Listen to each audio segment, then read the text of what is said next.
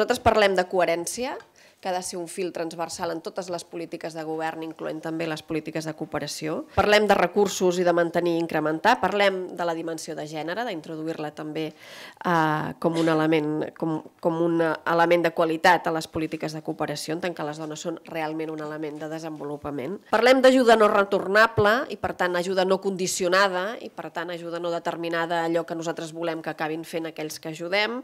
I parlem d'augmentar la sensibilització, que també és una cosa que després volia afegir perquè tampoc estava a les vostres propostes. El millor instrument contra la pobresa és el sistema públic de prestacions, que ara està amenaçat.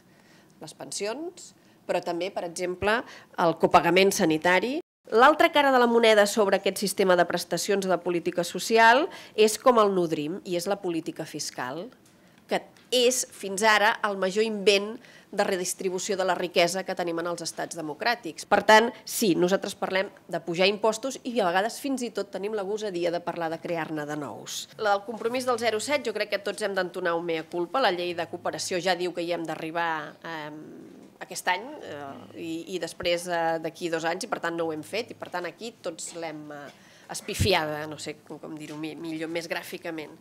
També parlem que aquesta ajuda ha de ser no retornable i no lligada a l'exportació de béns i recursos del país, per tant, no condicionada, per tant, no hi valen els crèdits. El Pla Nacional de Drets Humans, m'imagino que seria el que vosaltres anomeneu com a llei pels drets humans, nosaltres n'hi hem volgut dir el pla que incorpora la promoció, entre d'altres, doncs, és igual, d'un decàleg de temes que podreu trobar en el programa electoral, si no, no acabaré. Condicionar les relacions externes de Catalunya i els acords comercials als drets humans. Nosaltres sí que incorporem que cal anul·lar els acords bilaterals entre Catalunya i Israel, com un dels elements claus, i que, a més, reclamem que la Unió Europea ho faci també. Reduir la despesa militar, d'acord. El Joan Herrera, taxa Tobin o taxes financeres, em remeto a la lluita per l'impost de successions, ja us puc dir que és titànica el que vam haver de fer, i em remeto al Joan Herrera, que ha presentat 3 vegades en el Congrés l'aprovació de la taxa Tobin i les 3 vegades les ha perdut. Queda molt bé dir que es poden fer, o sigui, que s'ha de fer una ajuda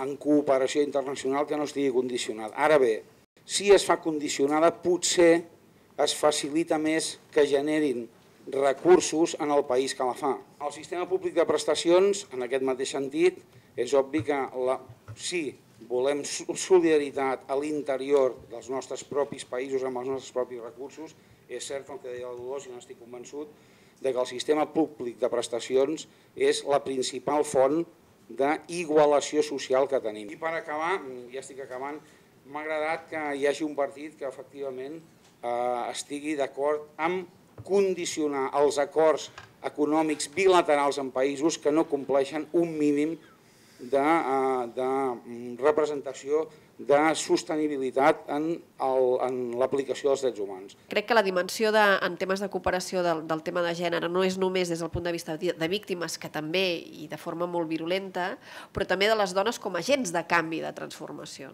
Deia que tot el nostre programa és l'estratègia catalana per la creació d'ocupació social i ecològica, que és el que el Partit Verd n'ha dit el New Green Deal, com a una manera d'enfrontar la crisi econòmica, que no està renyit amb el desenvolupament econòmic, amb el desenvolupament del teixit industrial o de l'empresa, però sí amb una manera d'entendre l'empresa que creix, per dir-ho d'alguna manera, en modernització, en valor afegit, en competitivitat a nivell internacional, però no permetent algunes de les pràctiques que han permès el que avui existeix.